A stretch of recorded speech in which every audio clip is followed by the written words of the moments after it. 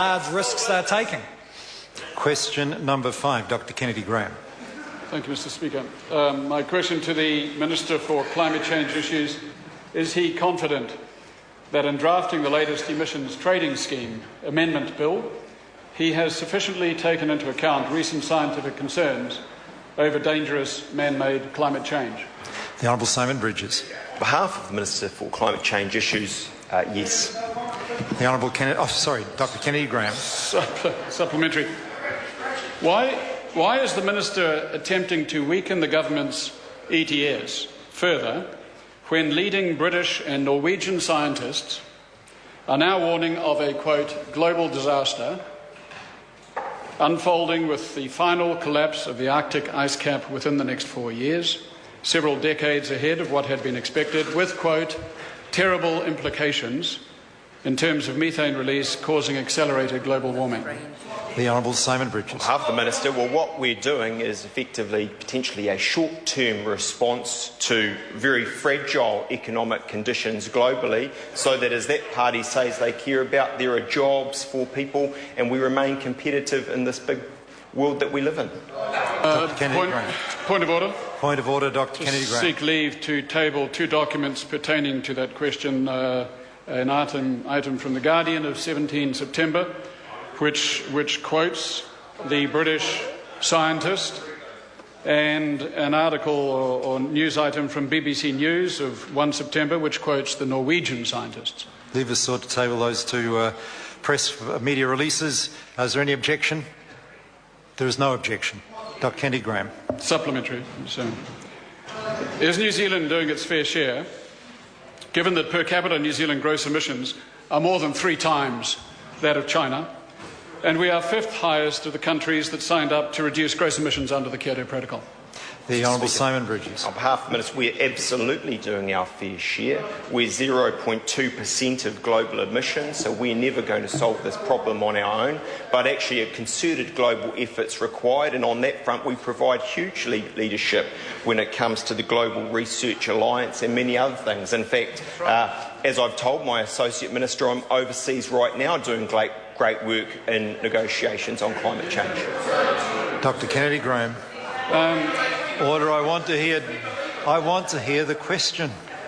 Why is the Minister, who is overseas doing great work at the moment, weakening the ETS while he's back home further, when recordings in Alaska this month show methane levels as high as 2,500 parts per billion, and separate evidence shows methane gas now bubbling out of the seabed in the Arctic?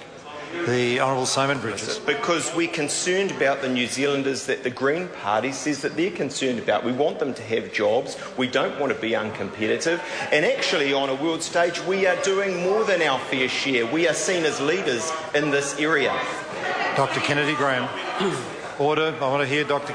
Order. I want to hear Dr. Kennedy Graham. Point of order to table. Point of order, Dr. Kennedy Graham. Table 2 more documents. One pertaining to observations recorded at Barrow, Alaska. Whose document is this? It is an Arctic news blog by the scientist who recorded the observations in Alaska.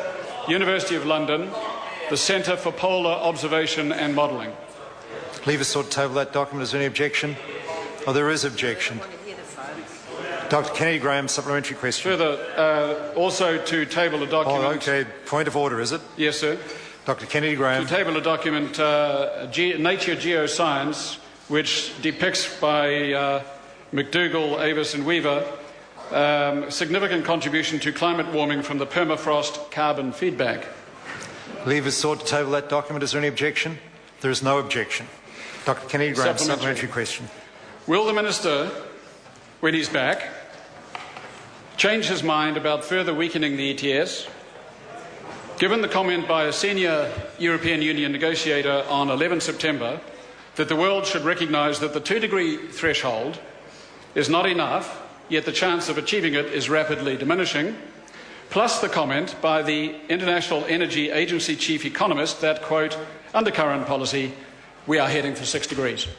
The Honourable Simon On Bridges. behalf of the Minister, no, we are doing the right thing for New Zealanders at this time, and we are doing our fair share in relation to climate change. Dr Kennedy Graham. Seek leave of the House to table two documents. Is this point of order? Point of order, Dr Kennedy Graham.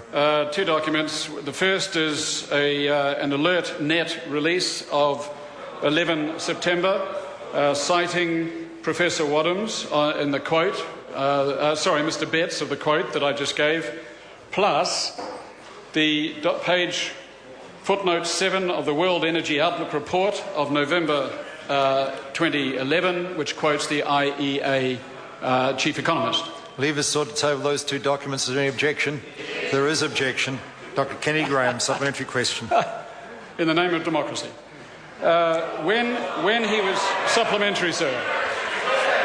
Supplementary, sir. Dr Kennedy Graham.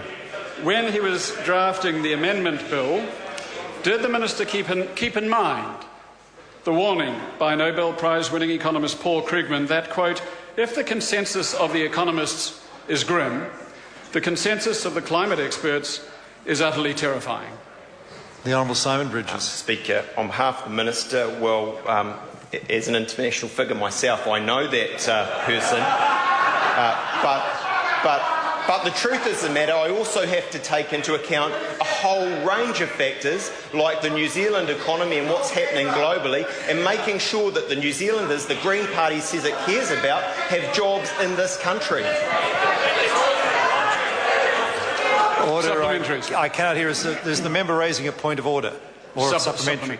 Dr Kennedy Graham, supplementary question. Does the Minister feel an obligation when he's back to alert New Zealanders to the fact that annual global emissions of carbon dioxide rose 3.1% in 2011, the highest on record?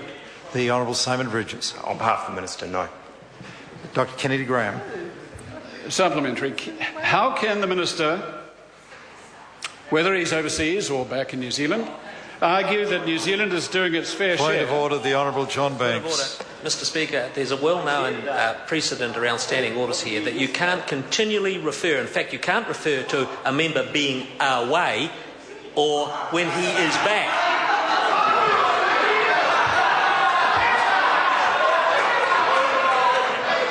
Order. I don't think the House needs to spend more time on this issue. I'm not sure that the member asking the question specifically referred to a member's absence. He asked the question whether or not the member was away or not, and he wasn't saying the member was actually away, and that's why I haven't intervened. Dr Kennedy. Order. Point of order. The Right Honourable Winston Peters. The paradox here is that the first person that mentioned that the Minister may not have been here was his associate. And Mr Banks completely missed that one as well. Order. I think the House should just proceed with the question, Dr Kennedy Graham. Sir, thank you. How can the Minister, when he is punching above New Zealand's weight, overseas or at home, that New Zealand is doing its fair share to combat climate change and fulfil its obligation to future generations, when the amended ETS will do nothing to discourage pollution or incentivise clean technology? And hasn't this government turned the emissions trading scheme into an emissions trading scam? The Honourable Simon Bridges. I utterly reject that. What we are doing is maintaining current settings in the short term while the economy worldwide is incredibly fragile and we need to protect New Zealand jobs. But when the time is right, we may well ramp things up. And we are doing our fair share on climate change in comparison with really most other countries the member might like to mention. Question number 6, Moana Maki. Thank you, Mr Speaker. My question is to the Minister for Climate Change Issues. What advice has he received about